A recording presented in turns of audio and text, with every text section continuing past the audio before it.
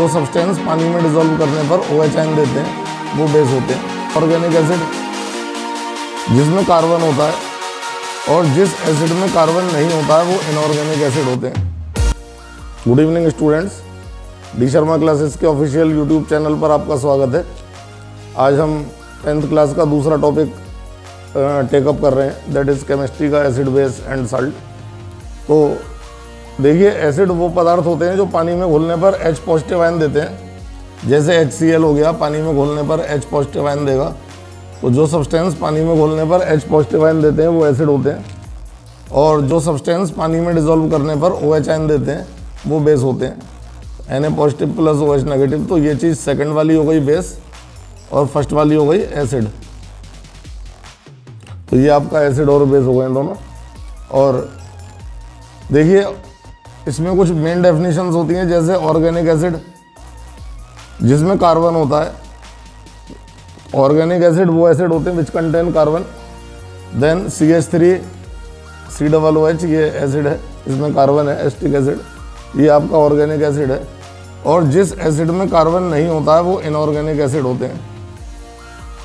Inorganic acid means जो carbon के बिना वाले हैं, जैसे HCl HNO3, ये आपके जो हैं एसिड इनऑर्गेनिक है। अब एसिड दो प्रकार के होते हैं, एक स्ट्रॉन्ग एसिड और एक वीक एसिड। स्ट्रॉन्ग एसिड और वीक एसिड। तो वीक एसिड बहुत कम टूटते हैं, आयोनाइजेशन ना के बराबर होता है। और we must know that all the organic acids are weak acids. All the organic acids are weak acids. ये आपका वीक एसिड टूट गया है, CH3COO negative plus H positive. Strong acid आपका टूट गया, H positive plus Cl negative. HNO3 टूटा, H positive plus NO3 negative. तो ये हमारे स्ट्रॉन्ग एसिड हैं जिसमें कार्बन नहीं है। ये ज़्यादा मोर आयोनाइज्ड होते हैं और ये लेस आयोनाइज्ड होते हैं। लेस आयोनाइज्ड होते हैं, तो ये वीक एसिड है।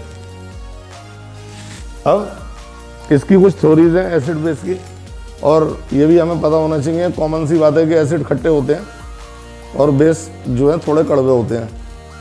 अब सबसे पहले जो हमारी थ्योरी आती है, that is Arrhenius theory. Arrhenius theory होती है सबसे पहले। आर्हेनियस थ्योरी में क्या है कि जो पदार्थ पानी में घुलने पर H पॉजिटिव आयन देंगे वो एसिड होंगे, और जो पदार्थ पानी में घुलने पर OH आयन देंगे वो बेस होंगे। तो ये जो एग्जांपल मैंने आपको दिए हैं शुरू में, ये आर्हेनियस कंसेप्ट के अनुसार दिए हैं। The substance which give H positive ions in water are called acids, and the substance which give OH negative ions in water are called bases. तो जैसे NaOH है, KOH है, CaOH का उल्ट वाइस है, तो ये आपके बेसिस हैं। और HCl है, HNO3 है, H2SO4 है, तो ये एसिड्स हैं। तो ये एसिड और बेस में आपने डिफरेंस देखा है। अब इसके बाद दूसरा जो थ्योरी आती है, बहुत मेन थ्योरी है, that is called Lewis acid. Lewis acid concept बहुत इंपॉर्टेंट है, इससे बोर्ड में आपको सवाल मिलेंगे।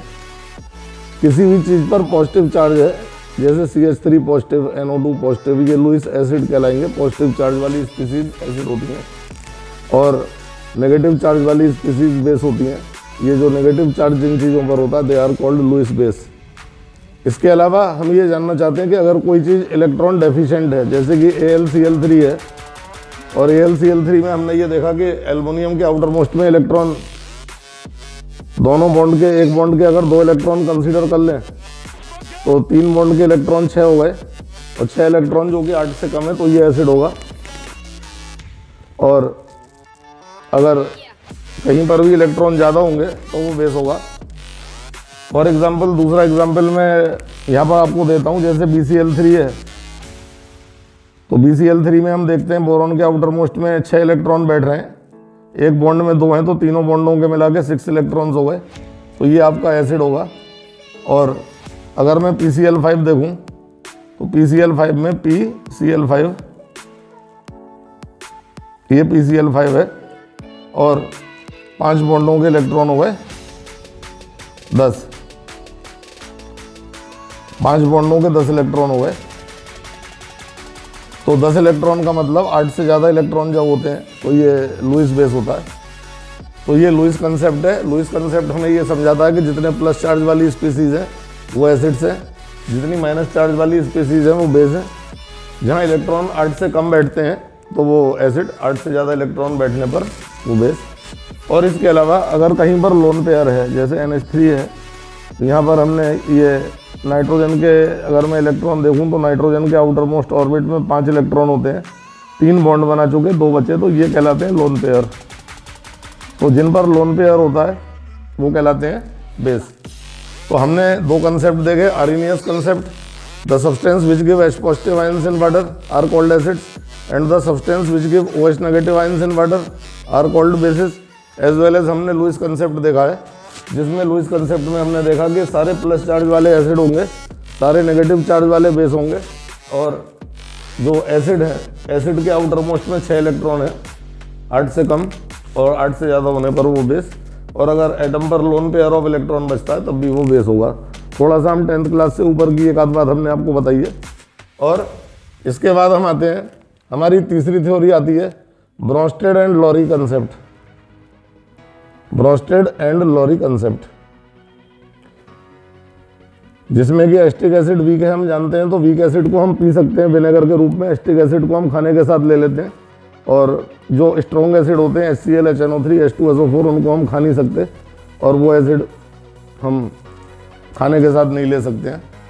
तो ब्रोंस्टेड लॉरी में हम देखेंगे कि substance giving proton is acid, substance giving proton is acid, substance giving proton is acid, substance accepting the proton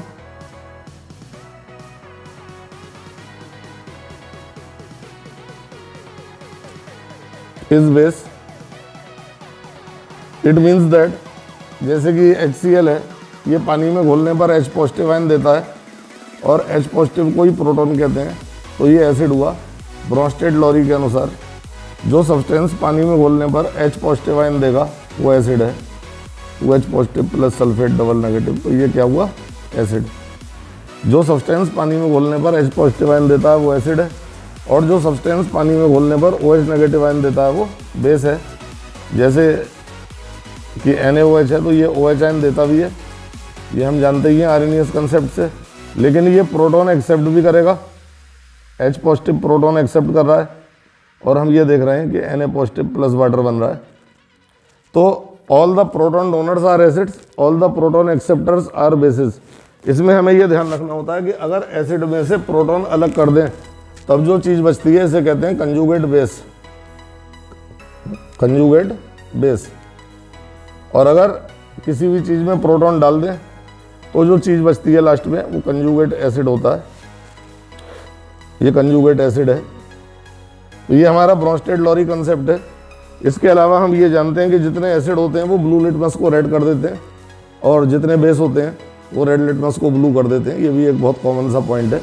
और यहाँ पर हमें ये भी देखना होगा कि अगर हम एसिड और बेस को कंबाइंड कर दें then salt and water is obtained and the reaction is called neutralisation.